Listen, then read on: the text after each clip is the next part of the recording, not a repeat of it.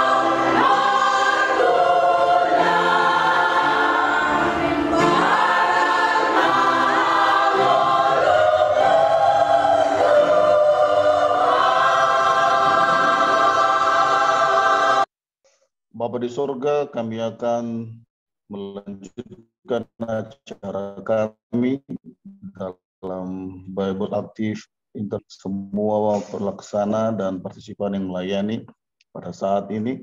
Pembicara rohani Pendeta Dr. Sitopu dan pembicara kesehatan yang akan dipandu oleh adik kami Borusila. Tuhan memberkati semuanya, memberikan kesehatan, dan Tuhan yang memberkati semuanya berjalan dengan baik dan menjadi kemuliaan bagi nama Tuhan. Terima kasih. Kami sembahkan doa ini dalam nama Yesus. Amin. Sebuah pelajaran kesehatan yang berjudul Kesehatan Gigi dan Mulut yang akan dibawakan oleh adik kita Sofian Honora Sinaga. Kepada Sofia dipersilahkan. Berada yang sudah join lewat Zoom maupun live streaming dari Facebook ataupun YouTube, semoga tetap dalam keadaan sehat. Dan ini merupakan pada malam kedua. Saya perkenalkan diri dulu, nama saya Sofia Honora Sinaga. Saya dari Medan, jemaat dari Yerusalem, jemaat veteran. Topik yang saya bawakan yaitu kebiasaan buruk merusak kualitas kesehatan gigi dan mulut. Nah, dari judulnya, profesi saya itu seorang tenaga medis di bagian khusus bagian kesehatan gigi dan mulut. Nah, apa sih kebiasaan buruk yang sebenarnya sadar atau tidak sadar sudah lakukan, tapi itu mempengaruhi untuk kesehatan keseluruhan? Apalagi tidak perubahan yang terjadi pada dalam rongga mulut. Nah, kebiasaan ini akan disebut sebagai kebiasaan yang buruk apabila bisa menimbulkan efek yang tidak baik. Nah, apa saja macam-macam kebiasaan buruk tersebut? Kalau kita lihat di sini ada 3 macam-macamnya, dikategorikan ada 3. Yang pertama itu kebiasaan akibat neurosis atau stres. Yang kedua itu kebiasaan akibat pekerjaan. Yang ketiga kebiasaan lainnya. Sekarang kita akan bahas satu-satu. Yang pertama, kebiasaan akibat neurosis atau stres emosional. Ini apa saja ya? Coba kita perhatikan apakah pernah di antara kita melakukannya. Yang pertama, menggigit bibir, menggigit-gigit pipi, menggigit-gigit tusuk gigi, kemudian menjulurkan lidah. Ada lagi menggigit kuku, menggigit pensil, pulpen, dan kebiasaan parafungsional seperti bruxism, cleansing, dan lain-lain. Ini kalau kita sadar atau tidak sadarin ya. Pernah nggak sih, kalau biasanya kita gigit kuku itu saat nervous kali ya, saat mau tampil, terus deg-degan, jadi dia kebiasaannya menggigit-gigit kuku, terus karena stres, banyak kerjaan, khawatir, rasa takut, terus dia menggigit kuku, gigit bibir, gigit pipinya. Kemudian ada juga bruxism ini, kalau kita lihat ya gambar yang paling bawah ini, nah kalau kita lihat, perhatikan giginya, dia seperti rata, mukanya rata, kenapa? Pernah tidak? Atau kalau kita sendiri jarang bisa sadari kalau kita melakukannya, tapi coba tanyakan sama teman tidur kita, mau suami, mau anak, abang atau kakak, coba ditanyakan, saat saya tidur ada nggak ya bunyi kayak krek krek krek, giginya yang bergesekan gitu. Nah, itu namanya bruxism. Kalau kita lihat di permukaan giginya, dia rata. Seharusnya gigi itu ada lika-likunya ya, seperti gambar yang di sini dia ada bentuk-bentukannya, tapi kalau pada gambar yang bawah ini dia permukaannya itu rata. Nah, itu dia bruxism atau gertak gigi. Yang berikutnya, kategori yang kedua, ini akibat dari pekerjaan. Apa sih emangnya ada ya pekerjaan yang menimbulkan kebiasaan buruk yang berakibat ke kesehatan gigi? Kalau kita lihat, nah, menggigit atau menahan paku di mulut. Nah, biasanya ini tukang bangunan ya, tukang bangunan ataupun orang tua kami di sini ya, bapak-bapak yang jago martukang ya, bertukang rumahnya ini. Kalau kita perhatikan sambil menokok, terus dia buat paku disimpan di mulutnya biar gampang ambilnya. Jadi siap menokok, diambil dari mulutnya, dipakukan. Nah, biasanya kalau nggak paku, terus biasanya tukang salon. Kalau kita perhatikan tukang salon nih, ya, gambarnya ada jepitan rambut untuk dipasangkan ke pasiennya, ke kliennya. Biasanya ini mereka bukanya dibantu dengan gigitan. Nah, hal-hal seperti ini banyak lagi, ini 2 contoh dari profesi ya, banyak sekali juga contoh-contoh lain yang berefek. Intinya pekerjaannya yang melibatkan daerah mulut, gigi, itu yang berefek buruk. Yang selanjutnya kategori ketiga, kebiasaan lainnya. Kalau kita perhatikan, merokok, mengunyah sirih atau tembakau, menyikat gigi yang terlalu keras, terlalu ditekan, terus bernafas lewat mulut. Selain itu, mengunyah satu sisi. Ada lagi minum susu botol. Ini biasanya untuk anak-anak ya, balita yang minum susu pakai botol dodot yang dibawa tidur, dibiarin sama mamanya semalaman. Nah, kemudian memakai perhiasan yang ditusuk di bibir, di lidah. Kemudian yang terakhir menghisap jari dan banyak sekali lagi. Kalau di lingkungan Advent, puji Tuhannya mungkin untuk yang pertama merokok, kita terhindar. Cuman kalau kita perhatikan mengunyah sirih. Ini kalau biasanya di suku tertentu ya, ada salah satu suku tertentu di daerah tertentu yang punya kebiasaan dia mengunyah sirih. Kemudian menyikat gigi, ini belum banyak juga dari kita mungkin yang tahu bagaimana sih teknik menyikat gigi yang benar itu sebenarnya bukan hanya kanan kiri atas bawah udah siap, hanya asal lewat. Kemudian bernafas lewat mulut. Nah, ini ada beberapa yang paling sering yang kita lakukan yang akan kita bahas lebih lanjut. Untuk yang pertama, mengunyah satu sisi. Ini sadar atau tidak sadar pernah kita lakukan. Mengunyah adalah proses untuk menghancurkan makanan. Nah, mengunyah ini itu kompleks prosesnya. Karena apa? Melibatkan banyak organ dalam rongga mulut. Contohnya apa? Ada gigi untuk mengunyah, ada lidah, ada rahang, ada kepala ini atau langit-langit mulut ya. Kemudian ada otot-otot pengunyahan. Jadi bukan hanya gigi aja yang untuk mengunyah, tapi semua yang ada dalam rongga mulut kita ini ikut berperan. Makanya dia proses yang kompleks. Nah, apa sih penyebab dari mengunyah satu sisi? Kalau kita lihat, pastinya mungkin ada karies atau gigi yang berlubang. Kemudian kalau ada giginya yang berlubang, otomatis dia tidak menggunakan giginya itu untuk mengunyah makanan. Dia akan cari gigi yang lain yang tidak sakit. Karena gigi yang berlubang masuk makanan, pasti giginya akan sakit. Jadi dia nggak pakai giginya untuk mengunyah. Kemudian memang udah kebiasaannya, dia secara tidak sadar memang dia mengunyah terus sebelah sisi kanan, sisi kirinya tidak. Selain itu, pastinya karena giginya sudah tanggal atau ompong. Kalau gigi ompong, pasti dia akan mencari mana bagian mulut yang ada gigi untuk mengunyah makanan. Selanjutnya, apa rupanya akibat mengunyah satu sisi ini ya? Kalau kita lihat, pastinya akan terjadi penumpukan karang gigi.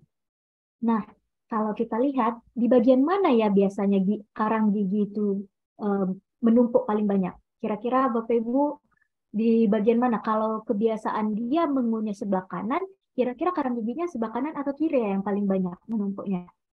Nah, pada dasarnya yang paling banyak menumpuk karang giginya itu adalah di sisi yang tidak dia gunakan. Loh, kenapa? Kan yang sering digunakan untuk mengunyah dong paling sering ini paling banyak karang giginya. Nah, kalau kita lihat nih, gigi yang rusak otomatis tidak digunakan untuk mengunyah makanan. Nah, salah satu yang berperan dalam rongga mulut untuk proses menelan itu dibantu dengan air saliva atau air liur ya, air liur. Nah, fungsi air liur ini, fungsi secara naturalnya untuk membersihkan rongga mulut. Nah, kenapa kita 2 kali sehari menyikat gigi? Kenapa? Kan kita makan siang. Nah, kalau siang itu bisa dibantu dengan kumur-kumur dan fungsi yang paling spesial sebenarnya diciptakan Tuhan ada air liur. Air liur itulah yang membantu untuk membersihkan karang gigi. Sehingga bagian gigi kita, bagian sisi mana yang aktif untuk mengunyah makanan, di sisi itu yang aktif akan mengeluarkan air liurnya. Sehingga apa? Pembersihan bagian sisi mulut itu paling aktif di sebelah situ. Jadi yang tidak kita gunakan untuk mengunyah makanan, dia tidak aktif sehingga sekalipun dialirin air saliva, cuman kurang karena keaktifannya tidak digunakan menyikat mengunyah makanan. Nah, tapi mayoritasnya pun akan menumpuk karang gigi di permukaan mana saja. Yang kedua itu ada gingivitis atau periodontitis seperti gambar yang di bawah. Ini kalau kita perhatikan atau Bapak Ibu yang di rumah yang di depan kamera atau punya cermin, coba dulu dilihat gusinya sama-sama ya.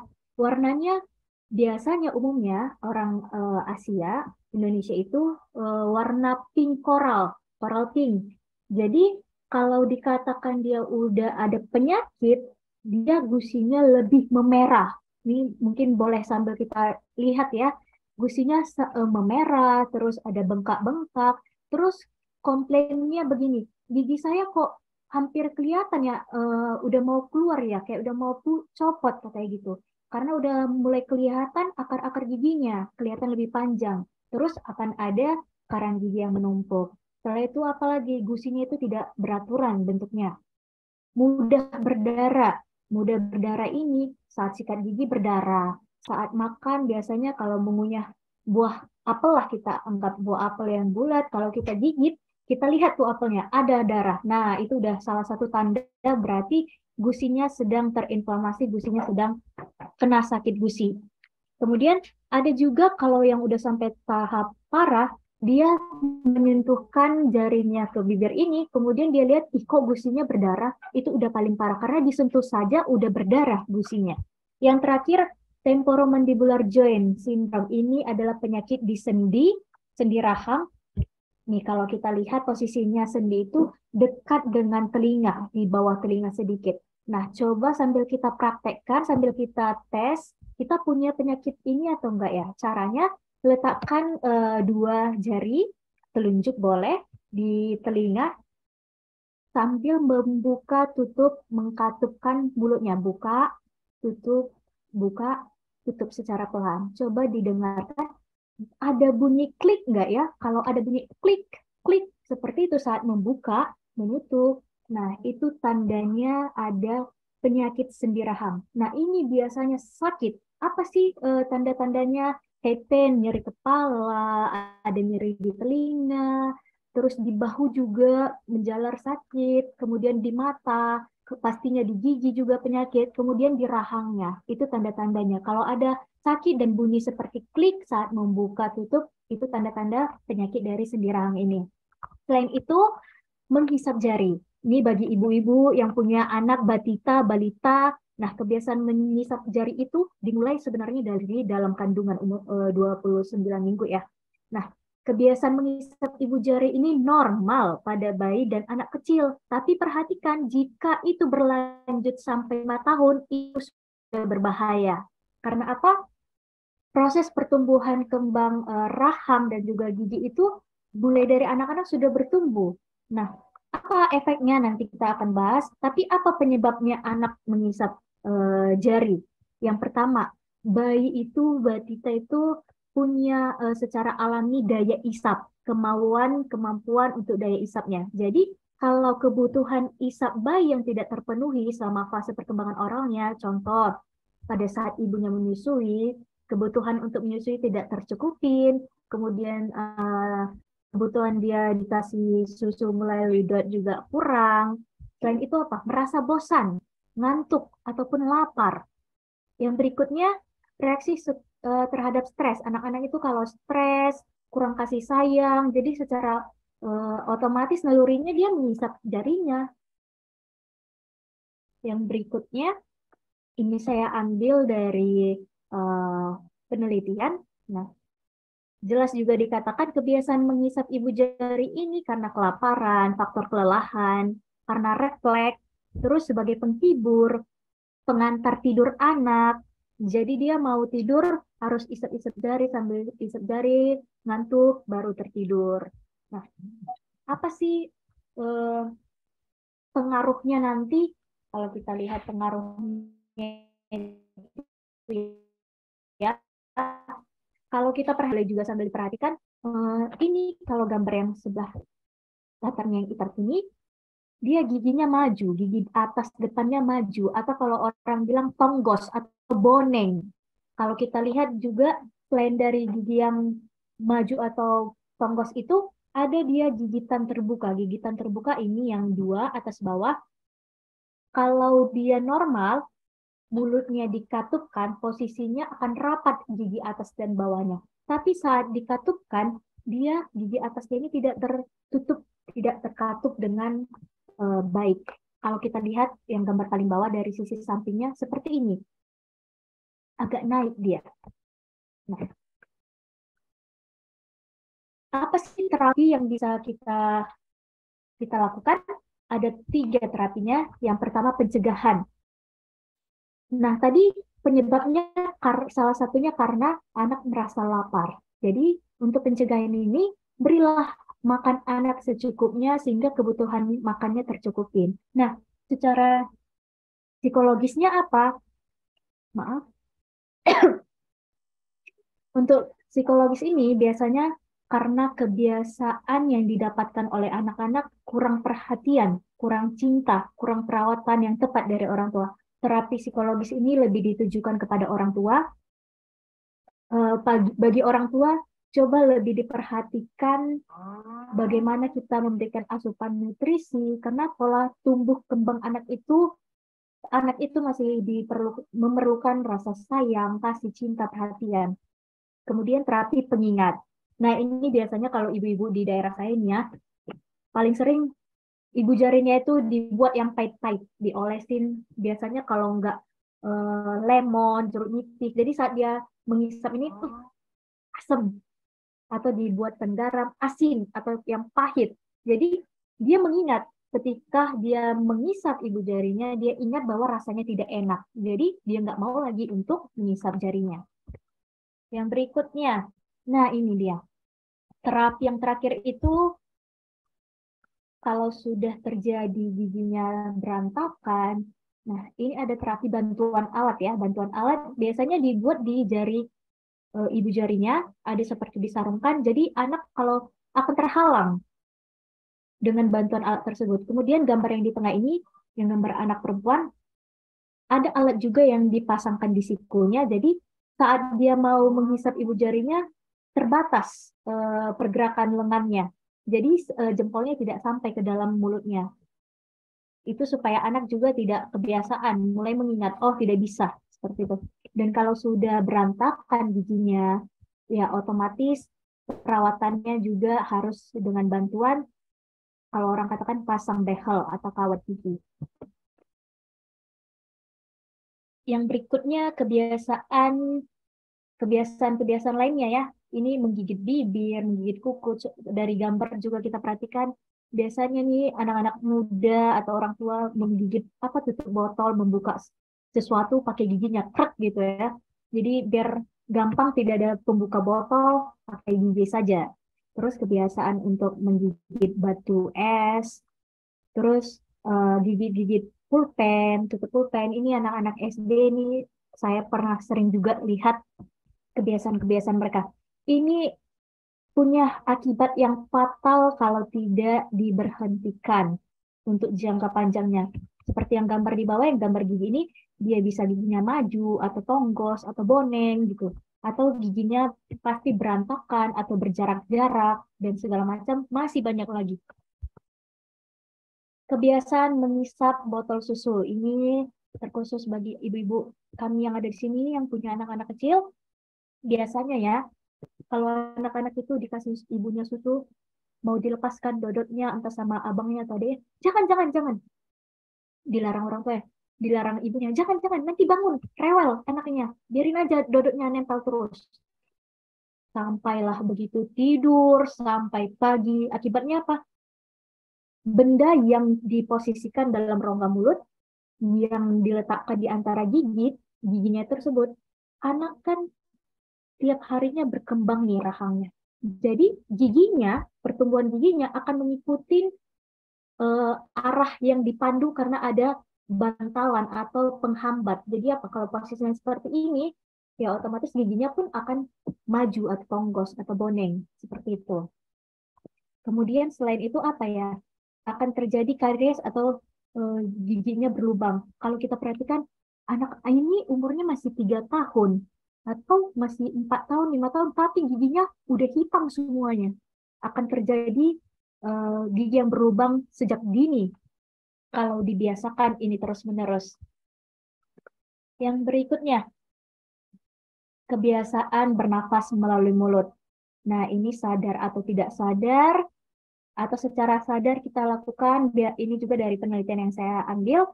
Biasanya apa sih penyebabnya? Penyebabnya itu karena ada gangguan pada rongga hidung. Coba deh kalau kita flu, hidungnya mampat, kalau udah malam tidur pasti gusar. Tinggikan bantal, cari posisi kanan, kiri, di mana bisa bernafas secara lega. Nah, kalau tidak bisa bernafas dari hidungnya, otomatis dia bernafas dari mulutnya.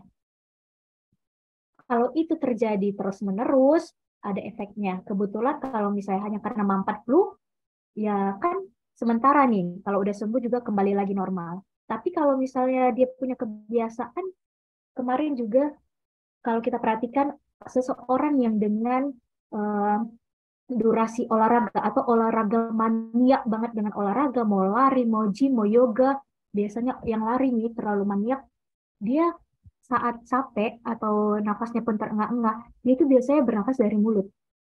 Nah, selain itu apa? Biasanya juga karena ada kelenjar gondok yang membesar, amandel, terus adanya kelainan bentuk hidung atau wajah, atau ada benda asing yang tersumbat, jadi dia melalui mulut bernafasnya. Apa sih pengaruh lainnya itu untuk rongga mulut? Nah, Bapak Ibu, bukan hanya di rongga mulut saja nanti yang berantakan, tapi apa? Penelitian juga mengatakan kalau kita melihat kenapa ya ada orang yang bungkuk, yang namanya lordosis, kifosis, skoliosis. Skoliosis itu yang tulang punggungnya kayak bentuk S. Nah, tidak banyak orang ketahui, bukan hanya postur duduk saja yang membuat pengaruh untuk ke tulang belakang, tulang punggung. Tapi apa? Bernafas dari mulut punya pengaruh untuk tulang punggung, tulang belakang. Ini belum banyak orang yang mengetahuinya. Tapi ini sangat punya pengaruh. Jadi untuk jangka panjangnya, karena dia apa? Punya peranan dari rongga mulut ke kerongkongan dan sebagainya, itu berhubungan nanti ke pola tulang punggungnya. Kesusahan dunia berlalu, kerajaan Tuhan segeralah. Yesus sudah siapkan bagimu tempat penantian yang indah. Di sana, di surga, adakah namaku tersurat? Tuhan tolongku setia selalu, hingga waktu itu kan tiba.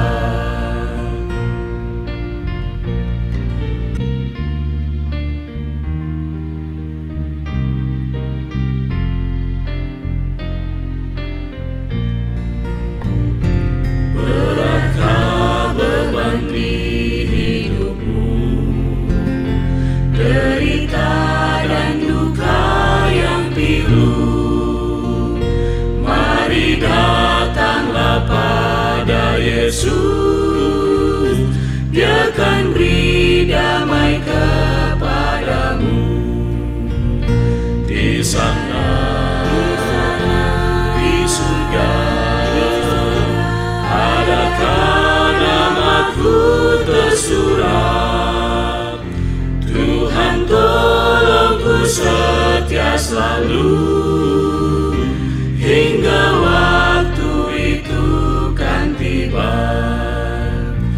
Di sana, di surga, adakah namaku tersurat? Tuhan tolongku setia selalu, hingga waktu itu kan tiba. Hingga waktu itu kan tiba. Mari kita siapkan hati kita akan mendengarkan khotbah yang berjudul Benarkah Hidup Saya Berarti Bagi Allah yang akan dibawakan oleh Pendeta Josias Tepung. Shalom, pemirsa yang diberkati Tuhan. Selamat bertemu kembali dalam program Belajar Alkitab Interaktif Online. Semoga kita semua sehat dan baik-baik saja. Kali ini kita akan membahas satu pertanyaan yang penting, yaitu benarkah hidup saya berarti bagi Allah? Untuk memperoleh jawaban atas pertanyaan, benarkah hidup saya berarti bagi Allah? Maka saya mengajak pemirsa untuk menggunakan kitab suci yang kita sudah pelajari kemarin malam, yaitu firman Allah. Saya ingin pastikan lebih dahulu, apakah pemirsa sudah yakin dan menerima bahwa kitab suci adalah firman Allah? Terima kasih. Kalau kita sudah meyakini dan mau menerima bahwa Alkitab adalah firman Allah, maka mari kita akan cari jawabannya di Alkitab, di firman Tuhan. Benarkah hidup saya berarti bagi Allah? Alkitab menjelaskan bahwa Allah yang menciptakan bumi dan segala sesuatu yang ada di dalam. Allah adalah pencipta, arsitek, dan perancang semua yang ada di alam semesta ini. Dalam Mazmur 33 ayat 6 sampai 9, oleh firman Tuhan langit telah dijadikan, oleh napas dari mulutnya segala tentaranya. Ia mengumpulkan air di laut seperti dalam bendungan. Ia menaruh samudera raya ke dalam wadah. Biarlah segenap bumi takut kepada Tuhan. Biarlah semua penduduk dunia gentar terhadap Dia, sebab Dia berfirman, maka semuanya jadi. Dia memberi perintah, maka semuanya ada.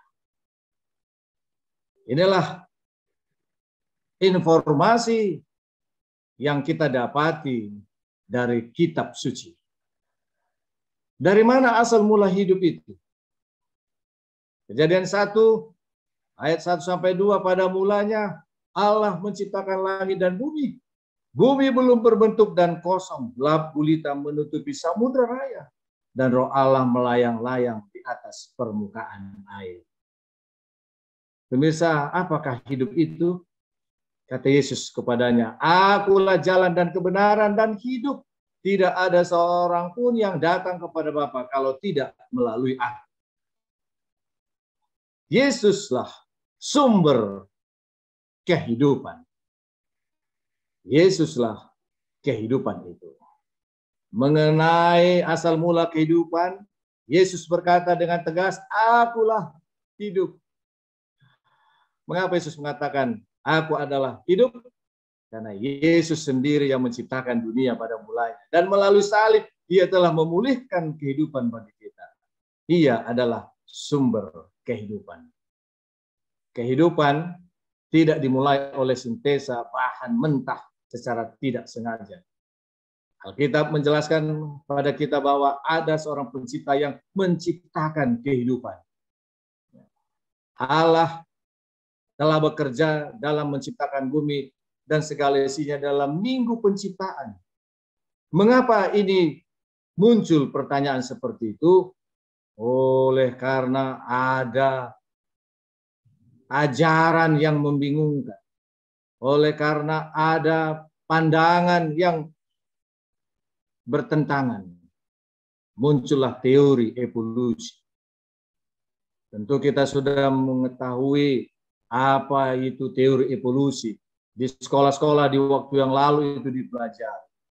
Bahwa ditekankan apa yang terjadi di dunia ini, apa yang ada di bumi ini, bahkan kita, itu adalah hasil satu proses yang panjang. Evolusi.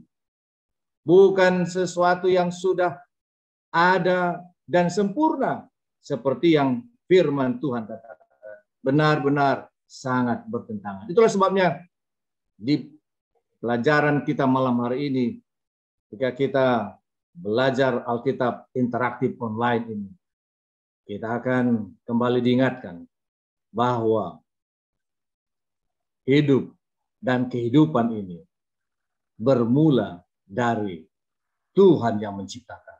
6 hari penciptaan. 6 hari penciptaan yang sudah begitu jelas disebutkan dalam firman Tuhan. Apa yang diciptakan hari pertama, jelas kita sekarang bisa saksikan.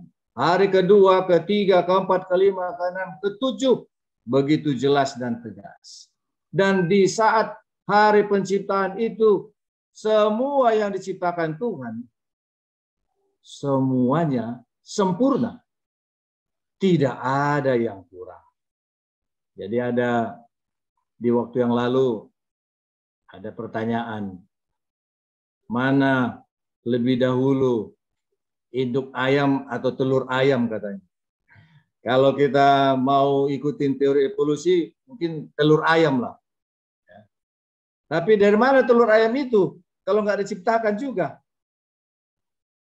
Penciptaan, 6 hari penciptaan, firman Tuhan jelas katakan bahwa yang diciptakan itu sempurna dan siap untuk berkembang biak. Setelah penciptaan dan manusia jatuh dalam dosa, segala sesuatu mengalami kemunduran, bukan berevolusi, tapi mengalami kemunduran. Itu yang kita saksikan. Berarti apa yang dikatakan oleh teori evolusi itu tidak benar. Secara ringkas kita melihat bukti-bukti penciptaan. Pada mulanya Allah menciptakan langit dan bumi, Kejadian 1. Hal ini menjelaskan bahwa segala sesuatu yang dulunya sempurna, sekarang semakin merosot dan sangat bertentangan dengan teori evolusi yang mengatakan semakin lama semakin sempurna.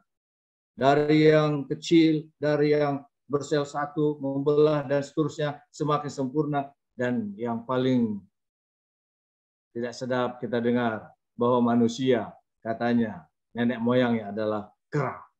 Kalau kita tanya mungkin kalau masih hidup itu si pembuat teori itu, kalau kita mungkin tanya ke dia, jadi nenek moyang Bapak itu ya, mungkin dia juga tidak akui itu.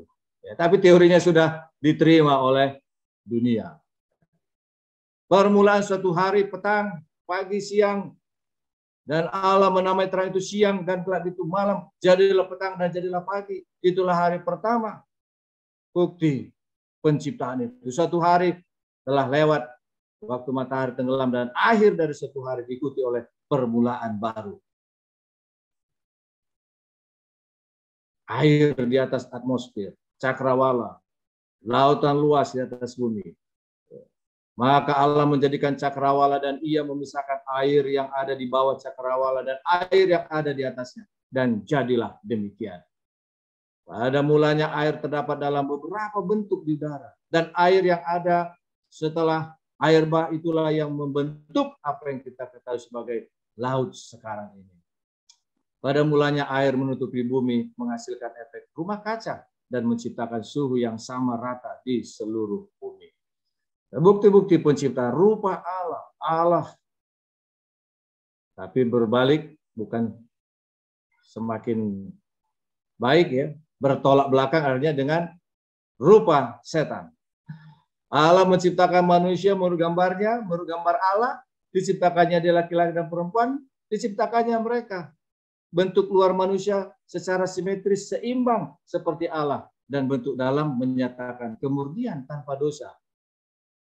Tapi sudah bertentangan sekarang ini. Sudah bertolak belakang. Bukti penciptaan Allah dibentuk oleh kasih. Lalu sekarang bertolak belakang. Alam sudah dirusak dan dicemari. Allah memberkati mereka, lalu Allah berfirman kepada mereka, beranak cuculah dan bertambah banyak, penuhilah bumi dan taklukkanlah itu. Berkuasa atas ikan-ikan di laut dan burung-burung di udara dan atas segala binatang yang merayap di bumi. Manusia berkuasa atas seluruh ciptaan, hewan-hewan. Tapi sekarang bertolak belakang. Ya, kita takut kepada hewan-hewan, apalagi hewan-hewan buas, binatang-binatang buas. Perubahan pola makan. Manusia yang tadinya vegetaris, ya, sekarang sudah berubah. Bukan lagi vegetaris. Binatang yang tadinya herbivora,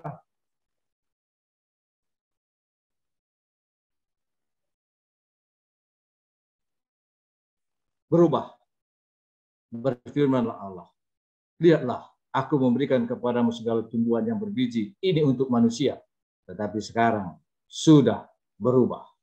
Segala sesuatu yang dijadikan di penciptaan itu sungguh amat baik. Maka Allah melihat segala yang dijadikan itu sungguh amat baik. Jadilah petang, jadilah pagi. Itulah hari ke-6. Tetapi Adam dan Hawa yang hidup penuh dengan kebahagiaan, menikmati kesehatan tubuh pikiran yang sempurna, tinggal di rumah taman yang indah di dunia yang tidak bercela itu.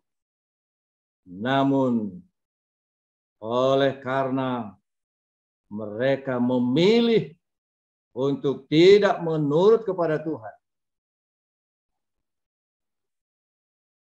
digoda, dan akhirnya mereka tidak menurut kepada penciptanya. Takluk kepada penggodaan Lucifer. Allah yang merencanakan Adam dan Hawa memerintah seluruh dunia sebagai pemelihara hasil pekerjaan yang diciptakan Allah di awalnya, berkuasa. Tetapi oleh karena mereka melanggar iman mereka kepada Allah dan memilih iblis sebagai pemimpin mereka yang baru, maka mereka kehilangan kekuasaan. Sejenak kita mundur ke belakang, mengingat kembali. Siapakah iblis yang mengeluarkan dosa pada dalam dunia ini? Iblis yang menjadi bapamu, dan kamu ingin melakukan keinginan-keinginan bapamu. Ia adalah pembunuh manusia sejak semula dan tidak hidup dalam kebenaran. Sebab di dalam dia tidak ada kebenaran. Apabila berkata dusta, ia berkata dalam kehendaknya sendiri. Sebab dia adalah pendusta, bapa segala pendusta. Apakah Allah menjadikan setan? Tidak ada tulisan Alkitab yang menunjukkan Allah menjadikan setan. Semua yang diciptakan Allah itu baik dan sempurna. Siapa yang dijadikan Allah? Engkau tak bercacat di dalam tingkah lakumu. Ini ditujukan kepada Lucifer. Sejak hari penciptaan sampai terdapat kecurangan padamu. Ya. Bagaimana Lucifer sebelum ia berdosa? Ia adalah satu oknum yang luar biasa. Satu kedudukan yang dipercayakan, kuberikan kepada tempat dekat ke Ruh yang berjaga di Gunung Kudus Allah. Engkau berada dan berjalan-jalan di tengah batu yang bercahaya-cahaya. Sempurna. Tidak ada cacat celah di awal dia diciptakan. Lucifer disebut kerub yang berjaga karena jabatannya dekat dengan tahta Allah.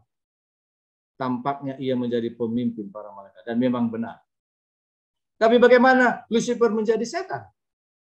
Engkau sombong karena kecantikanmu.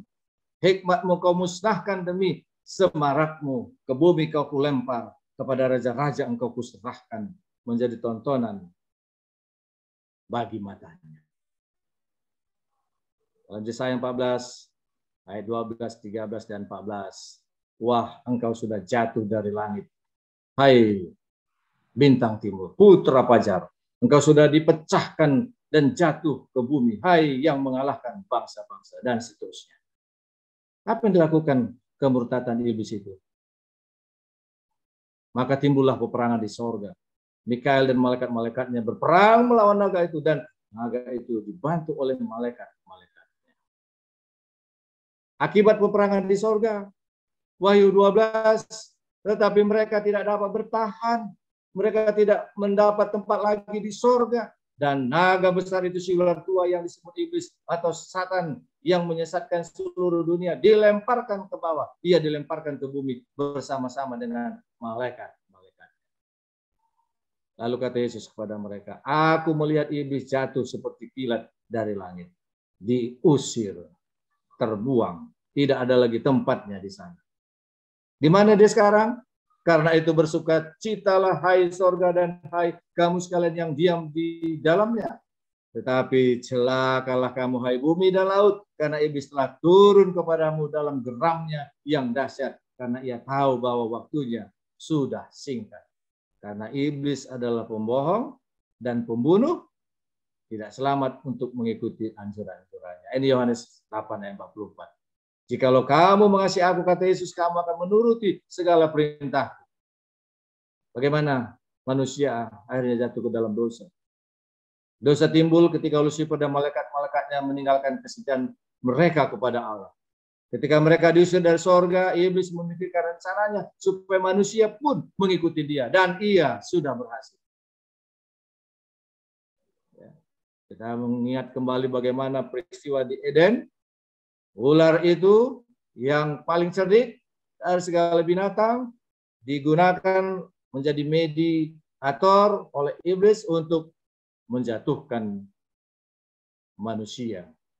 Karena iblis adalah pembohong dan pembunuh, tidak selamat untuk mengikuti anjurannya. Perempuan itu melihat kisah di Eden. Pohon itu baik untuk dimakan, sedap kelihatannya. Lagi pula pohon itu menarik karena memberi pengertian, lalu ia mengambil dari buahnya dan dimakannya, dan diberikannya juga kepada suaminya yang bersama-sama dengan dia, dan suaminya pun memakannya. Karena Adam berdosa, bagaimana dosa ini mempengaruhi umat manusia? Sebab itu sama seperti dosa telah masuk ke dalam dunia oleh satu orang, dan oleh dosa itu maut, demikian juga maut telah menjalar kepada semua orang, karena semua orang telah berbuat dosa. Karena semua orang telah berbuat dosa dan telah kehilangan kemuliaan Allah. Karena sama seperti semua orang mati dalam persekutuan dengan Adam, demikian pula semua orang akan hidup kembali dalam persekutuan dengan Kristus. Pemirsa yang diberkati Tuhan, sungguh menyedihkan oleh karena kejatuhan itu, tetapi sangat bersyukur kita kepada Tuhan oleh karena ada jalan kelepasan yang Tuhan sediakan. Sebab tidak seorang pun yang dapat dibenarkan di depan Allah oleh karena melakukan hukum Taurat. Karena justru oleh hukum Taurat orang mengenal dosa. Pendurhakaan kepada perintah Allah adalah dosa di Taman Eden, dan prinsip yang sama telah berlaku pada hari ini.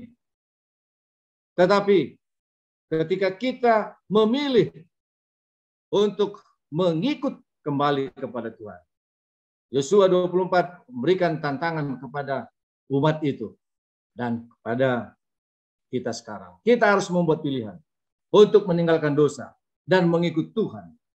Yosua katakan, tetapi jika kamu menganggap tidak baik untuk beribadah kepada Tuhan, pilihlah pada hari ini kepada siapa kamu akan beribadah. Allah yang kepadanya nenek moyangmu beribadah di seberang sungai Efrat, atau Allah orang Amori yang negerinya kamu diami ini. Tetapi aku dan seisi rumahku, kami akan beribadah kepada Tuhan. Kita akan memperoleh pemulihan hanya apabila kita berbalik kepada Tuhan. Karena semua orang sudah berdosa. Tidak ada seorang pun di bawah kolong langit ini yang tidak berdosa. Tetapi ketika kita memilih kembali menurut kepadanya, maka kita akan dipulihkan. Karena anak-anak itu adalah anak-anak daging, darah dan daging, maka ia juga menjadi sama dengan mereka dan mendapat bagian dalam keadaan mereka, supaya oleh kematiannya memusnahkan dia, yaitu iblis yang berkuasa atas maut. Kehidupan dan kematian Kristus membeberkan sifat iblis yang sebenarnya, dan akibat dosa dalam waktu yang tepat Allah akan membinasakan iblis dan dosa dengan seizin semesta alam. Dapatkah kita menang dalam perang melawan setan? Akhirnya hendaklah kamu kuat di dalam Tuhan, di dalam kekuatan kuasanya. Kenakanlah seluruh perlengkapan senjata Allah supaya kamu dapat bertahan melawan tipu muslihat iblis. Efesus 6 ayat 10. sampai 11. Bagaimana kita dapat mengalahkannya? Karena itu tunduklah kepada Allah dan lawanlah iblis, maka akan lari daripadamu. Segala perkara dapat kutanggung dalam Dia yang memberi kekuatan kepadaku. Berhargakah saya di hadapan Allah? Berartikah saya di hadapan Allah? Sangat berarti, sangat berharga. Kenapa? Karena Dia yang menciptakan saya. Dia yang menciptakan kita, bukan oleh karena proses evolusi. Setelah kita diciptakan sempurna, jatuh ke dalam dosa, memang kita sudah seteru dengan Tuhan, tetapi Dia mengasihi kita. Dia datang, Dia menebus kita dari kejatuhan kita, maka kita kembali berarti dan berharga. Oleh sebabnya Yesaya 45 ayat 22 katakan, berpalinglah kepadaku, kata Tuhan, dan biarkanlah dirimu diselamatkan, hai ujung-ujung bumi, sebab akulah Allah dan tidak ada yang lain. Berpaling kepada Tuhan. Kita orang-orang berdosa berarti berharga karena kita kembali kepada Tuhan. Jangankan kita yang hidup. Dalam Mazmur 116 ayat 15 katakan, orang yang mati pun di dalam Tuhan berharga. Apalagi kita yang masih hidup, berharga dan berarti kita memiliki tanggung jawab untuk menyatakan ini kepada dunia. Sebagai puncak penciptaan setelah Allah menciptakan putra-putrinya yang kekasih, Adam dan Hawa, Dia berkata mengenai mereka, lihat betapa sungguh amat baik. Kita diciptakan sempurna, bukan oleh evolusi, tetapi diciptakan oleh Allah sempurna. Segala sesuatu diciptakan untuk manusia. Allah menjadi bahagia melihat manusia dalam keadaan bahagia dan suci. Maksud Allah yang semula suatu hari akan digenapi, di mana akan ada dunia yang tidak berdosa, pengganti dunia yang berdosa sekarang ini. Maka setelah pertentangan antara Kristus dan iblis dilanjutkan, maksud dan rencana Allah untuk manusia dikembangkan dan penebusan dilaksanakan. Oleh sebab itu, setiap orang yang berdosa yang mau bertobat sungguh berarti di hadapan Allah. Hanya oleh karena kita datang kembali kepada Tuhan, maka kita akan berarti dan berharga. Kalau tidak, maka kita tidak akan ada arti dan tidak akan ada. Oleh sebab itu, pemirsa yang diberkati Tuhan, mari kita datang kepada Tuhan. Mari kita menurut kepada Tuhan. Hanya satu persoalan yang terjadi di Eden, sehingga sekarang kita menghadapi banyak kesukaran, yaitu tidak menurut. Adam dan Hawa tidak menurut. Maka hanya satu juga yang dibutuhkan sekarang ini, supaya seluruh persoalan ini akan selesai, yaitu menurut. Maka kita menurut kepada Tuhan, Khalik pencipta kita, bukan kepada yang lain. Semoga kita mau menurut, kembali kepadanya, sehingga kita akan berarti, berharga di hadapan Allah. Tuhan Yesus memberkati kita semua. Amin. Mari kita berdoa. Bapa di sorga, Bapa yang penuh kasih, terima kasih Bapa, Engkau Khalik pencipta yang menciptakan kami manusia sempurna pada awalnya. Tapi oleh karena dosa, maka mengalami kemerosotan. Tetapi Engkau datang oleh karena Engkau mengasihi kami dan menebus kami, sehingga kami kembali dapat dipulihkan dan kami berarti di hadapan Tuhan. Bantu kami Bapa, agar kami dalam kehidupan kami ini senantiasa menurut kepada Tuhan sampai kesudahannya. Terima kasih Bapa. Terima kasih Yesus, Engkau mau mendengar doa dan akan memberkati seluruh pemirsa yang sudah bergabung pada kesempatan ini. Inilah doa dan permohonan kami. Kami sembahkan dalam nama Yesus penebus kami. Amin.